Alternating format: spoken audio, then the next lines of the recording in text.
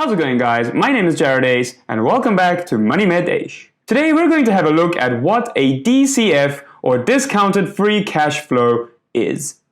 We'll also have a look at when you would use a DCF when analyzing companies, and then I will run through a very quick DCF model which we use at MoneyMetEish.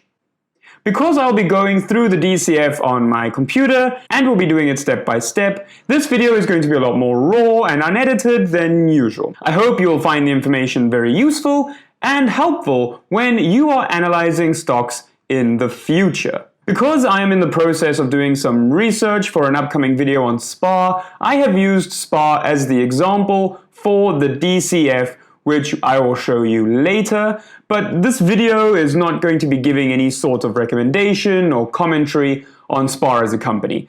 And please remember that nobody can tell the future, and all forward-looking statements are estimates, and they're most probably wrong. This video is also for edutainment purposes only, and should not be taken as investment or financial advice.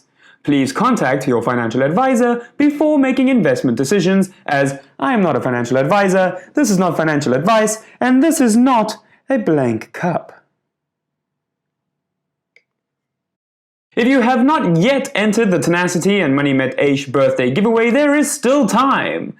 Like this video, subscribe to MoneyMetEish, and then find the post on Tenacity's Instagram page, like it, follow Tenacity Leather Studio, and tag 2 friends. Tenacity Leather Studio is based in Bella Bella, and this father-son team create bespoke, quality goods at affordable prices from premium quality, full-grain leather, sourced from one of South Africa's oldest tanneries. Each item is meticulously designed for functionality and style, and every single one passes through their hands as it comes to life.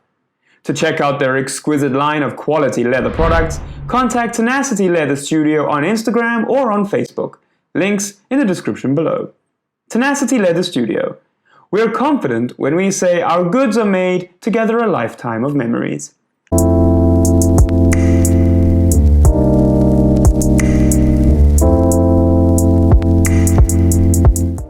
Before we get into the video and I show you the template, I do feel like I need to say just a few words about retail investing in general.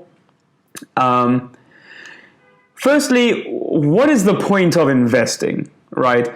And fundamentally, you're investing because you want your money to grow faster than inflation, or at a faster rate than inflation. But what is inflation? Inflation is the decline in purchasing power of a given currency over time, or simply, your money tomorrow is not able to buy as much as your money can today. If, for example, a basket of 1,000 rands groceries 10 years ago had a lot more items in it than a basket of 1,000 rands groceries does today. Similarly, today's basket will have a lot more items in it than 2031's basket. The goal of investing is to have your money grow at a higher rate than inflation can eat away at it. I feel like we often get caught up in a few mindsets around investing, right? Where one, I feel like we forget that we are buying an actual company. That these are actual companies, they do actual business. We're not just buying a name on a screen. Two, we feel like investing needs to be some massively complicated thing that we do when we find a magic formula that will make us millionaires. We forget to keep things simple. Three, individual stock investing is not recommended for the vast majority of people, and it's not necessary to get good returns in the market. ETFs are as popular as they are for a reason. They work without all of the added risk of buying individual stocks and without having to do all of the work that goes along with it, because investing is work. If you're going to be investing in single stocks properly, there is a lot of work that goes into doing it. If you don't get joy out of combing through financial reports and your eyes glaze over every time you read an annual report, don't force it. The vast majority of people do not need to be using complex analytical models to decide whether or not they should buy a stock. Okay? Keep it simple. All of these complex, forward-looking calculations are based on assumptions anyway, and most of them are wrong most of the time because no matter how much we try and no matter how much math you put into it, you can't tell the future. So just keep your analysis simple. If you really don't enjoy looking at financial statements, then rather opt for an ETF, where you don't need to be doing all of this complex stuff for yourself. You don't need to be analyzing individual companies. Keep your analysis simple. There are a few things that we can look at to have a fairly good idea of whether a company is a company you'd want to buy or not. Is the company making more money than it did before? Is the company keeping a larger portion of that money than it did before? Is the company in a lot of debt? Is this a good price to buy the share at? Do you know and trust the management of the company? And would you be happy owning the entire company for life? Beyond these few questions, most others are really just added fluff. For those of you who are still around and would like to see the DCF and the model that I am working off of, let's get started. So this is our DCF template, and this is for SPAR. Now I'm going to be filling in the actual numbers while we do this, just to give you a quick run through. So this is a very basic DCF. They get far more complicated. This will basically just give you a basic idea about what the value of the company is, if it's undervalued or overvalued at the moment. So we start off with the EBITDA, and the EBITDA for SPAR is 4.063 billion. All of these numbers are in millions, so that's 4.063 billion. Then what we do is we minus the depreciation and amortization, which is 1976, and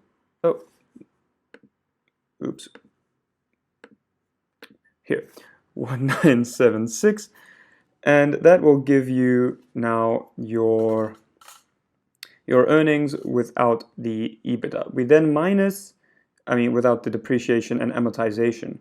We then minus the tax rate. The corporate tax rate in SA is 28%, and this here is your after-tax income, your after-tax rands. So to get the free cash flow, we now need to add the change in working capital. Now, the change in working capital is calculated by minusing the current assets and the current liabilities. So if there's an increase in net working capital, that means that the company is spending more money. So that would be like a growth company, a company that's busy growing. And if there's a decrease in net working capital, that means the company is keeping more of that money. So SPAR's net working capital is minus 2.8 billion. And you can see here, these go forward every year. It is just going along this 8.8%, which is the 5-year government bond average. So we get there just at 8.8%, the same as you'll get with the government bond. It's just a very conservative estimate of what the EBITDA and the growth of the company will be. Then we get the CapEx, the capital expenditure, how much the company is spending on properties and plants and equipment and everything that is needed to make the company operate or to make the company run. And for SPAR, it was 1.7 billion. And you can see here, I'm going to add 100 million for the looting, and the rest will just increase with inflation at a basic inflation estimate. So then we get our free cash flow. This is what we wanted, our free cash flow here. But now this is how much money is going to be available in 2026.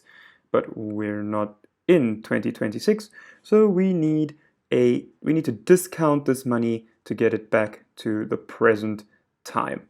So for SPAR, the discount rate according to Simply Wall Street, is 14.9%. So I'm just going to put that in there, 14.9%, and carry that across the rest of the years. Growth rate, like we said, is going to be 8.8%. We're just going to keep it at the 5-year government bond. And then here we get our present value sum, which is all of these numbers added together. And that gives us what all of that money is worth today. So 14.5 billion rand. Now, if we wanted to see what the company is going to grow like forever, because this company is not going out of business in 2026, we will take this the long-term growth rate, which has, we've kept it at 8.8%, and we will then multiply it by the 2026 free cash flow, which is that 4.46 billion, and we end up with this number over here. We then get our terminal value. So this is the value of the company going forward into foreverness. And if it grew forever, we would get this here, this value here. But we are not there, we are in the present day. So we will work this number back. We discount it again with, we can see here, we take the discount rate and we get our present value of the terminal value, 36 billion. Okay, now we can see here the DCF value and the present value of the terminal value, these numbers are different, and that's because we still need to add in the net debt of the company. So how much debt and cash does this company still have? So we will add in the non-current and current liabilities, and then add the current assets to work out the net debt. So non-current is 19,694. All of these numbers come from the financial statements, but it is an older financial statement that I am working off of because we're waiting for SPAR to release their new financial statements for 2021. Then current assets, 24 billion.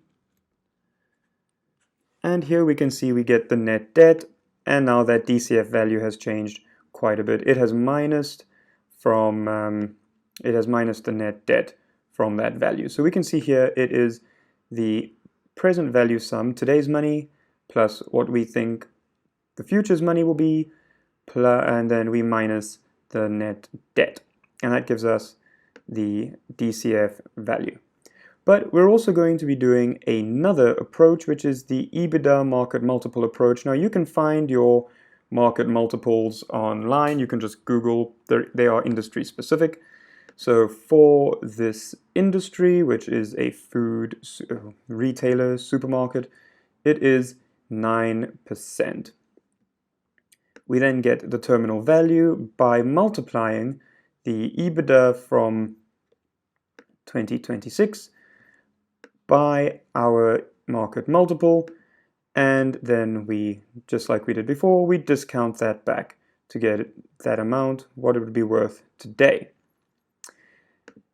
We then need to work out our enterprise value, and we do that by adding here the present value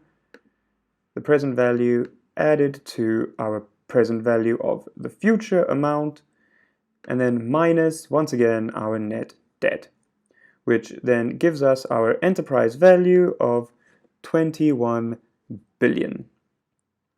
Now, how do we figure out whether the share price is good or not, if it's a fair price, if it's undervalued or overvalued? Well, now we need to know how many shares there are still outstanding. And SPAR has 192 million shares outstanding, and you can see that's changed all of this again. We've got two approaches. We've got our perpetual growth and our EBITDA market multiple approach. So we've got the two numbers here. We've averaged them out, and that gives us a value of 135 Rand per share. Now the current share price is 192 Rand and 8 cents. So according to our DCF, SPAR is currently overvalued by almost 30%. I didn't create this template. It's a very basic DCF template which I got from Tom Nash. So you can check out his YouTube channel. It's very insightful, extremely helpful.